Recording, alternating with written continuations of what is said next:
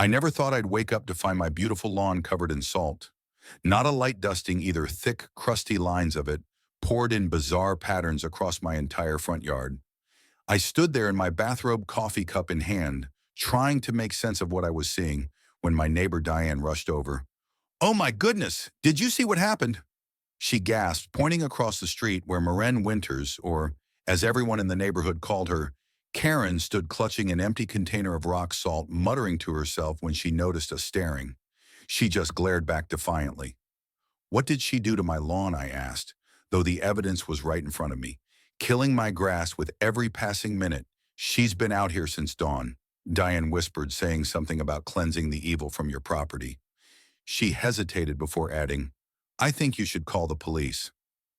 It wasn't the first time I'd had issues with Karen, but this crossed a line that even I couldn't believe as I pulled out my phone to dial 911.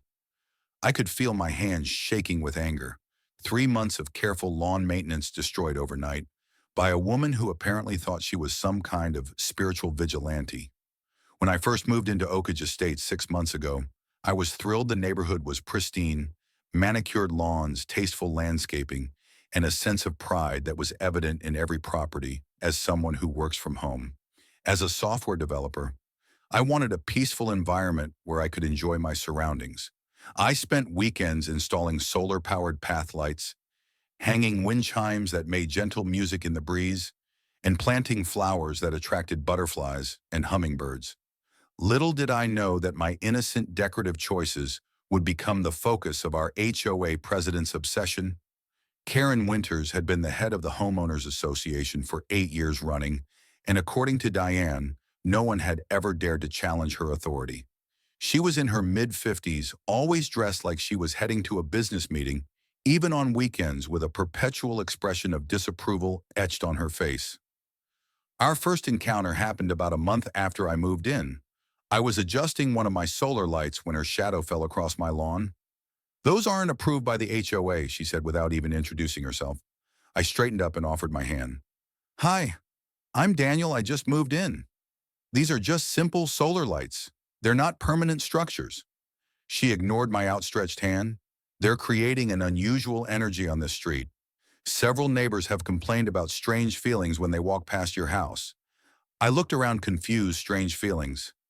They're just lights in those." She pointed to my wind chimes. "They're disrupting the peace with constant noise and attracting spirits." I almost laughed, thinking she was joking. "Spirits like ghosts." Her face hardened. "Mock if you want, but this neighborhood was peaceful before you arrived. Now there's a darkness here. I can feel it."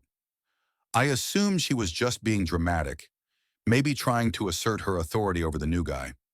I politely explained that my decorations fell within HOA guidelines, which I had carefully reviewed before installing anything. She left with a huff. But I naively thought that would be the end of it. But Karen was just getting started within days. Notices for emergency HOA meetings began appearing in everyone's mailboxes, the agenda addressing paranormal disturbances and unapproved spiritual items at 347 Oakage Lane. My address. I attended the first meeting prepared to defend myself with the HOA handbook in hand, only to sit through an hour of Karen's ramblings about negative energies and portal opening decorations supposedly emanating from my property. Most neighbors just looked uncomfortable, avoiding eye contact with both Karen and me when I presented the handbook sections proving my decorations were compliant. Karen simply stated that the rules didn't account for metaphysical violations. The meeting ended with nothing resolved, and I walked home feeling like I'd entered the twilight zone. Next came the flyers. I found them on car windshields, community bulletin boards, and even handed directly to visitors entering our neighborhood. Warning: paranormal activity reported at 347 Oakage Lane. Proceed with caution, complete with poorly photoshopped images of my house surrounded by eerie mist. I collected as many as I could find and filed them away, sensing this bizarre harassment might eventually require documentation when the flyers didn't get the reaction she wanted. Karen began hosting protection circles on her front lawn, where she and a few of her loyal followers would chant and wave burning sage in the direction of my house. Most neighbors seemed embarrassed by the display, pulling their blinds closed or hurrying past with averted eyes. I tried reasoning with her. I tried ignoring her. I even offered to meet with a mediator from the city's Community Dispute Resolution Center. Each attempt was met with increasing hostility and accusations that I was spreading my dark influence throughout the neighborhood. Then came that fateful morning when I woke to find my entire lawn covered in salt. Thick, deliberately poured lines creating bizarre symbols across the grass I had nurtured for months. The grass was already turning brown where the salt had penetrated the soil. This wasn't just harassment anymore. This was destruction of property. When the police arrived, I showed them the damage and explained the ongoing situation with Karen. They seemed skeptical until I mentioned my security cameras. Like many homeowners these days, I had installed a comprehensive system after moving in. I pulled up the footage on my phone, and there she was, Karen Winters at 3 o'clock in the morning, methodically pouring salt across my lawn. While chanting to herself, the officers watched in disbelief as she created elaborate patterns, occasionally stopping to raise her arms toward the sky. She's been harassing me for months about evil spirits in my yard, I explained. But this crosses a line. One officer walked across the street to speak with Karen, who was still standing there watching us. To my amazement, she didn't deny anything. Instead, she proudly stated that she had taken it upon herself to cleanse my property because the HOA rules didn't explicitly forbid spiritual warfare.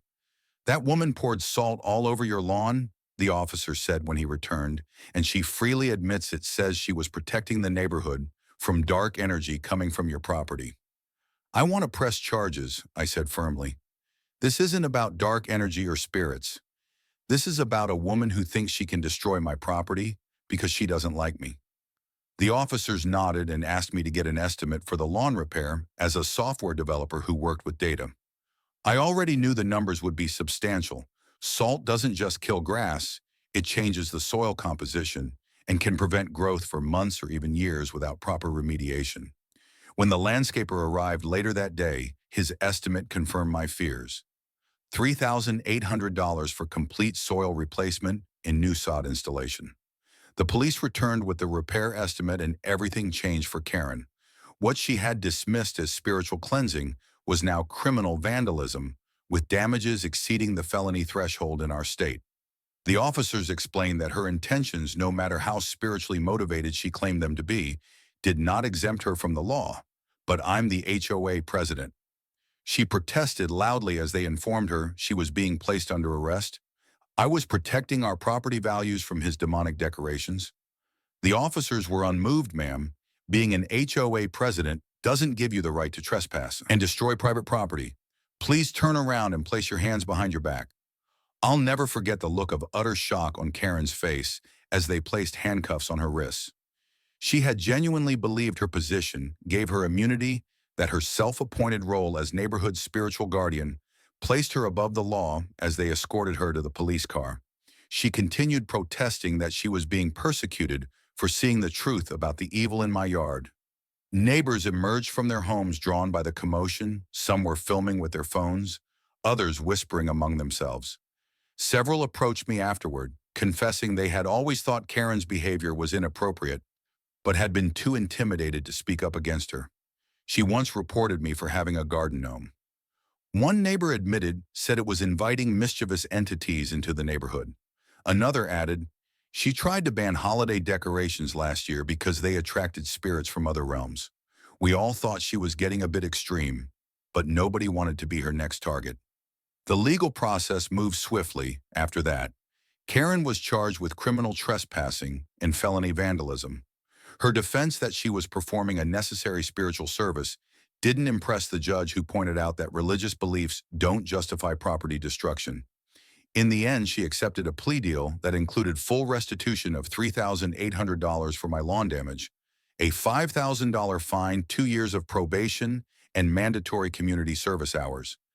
The look on Karen's face when the judge announced the sentence was one of complete disbelief. "But I was protecting everyone," she stammered. "The evil was real. You're all going to regret this when dark forces overtake the neighborhood." The judge simply banged his gavel and called for the next case, as Karen was led away, still protesting her innocence.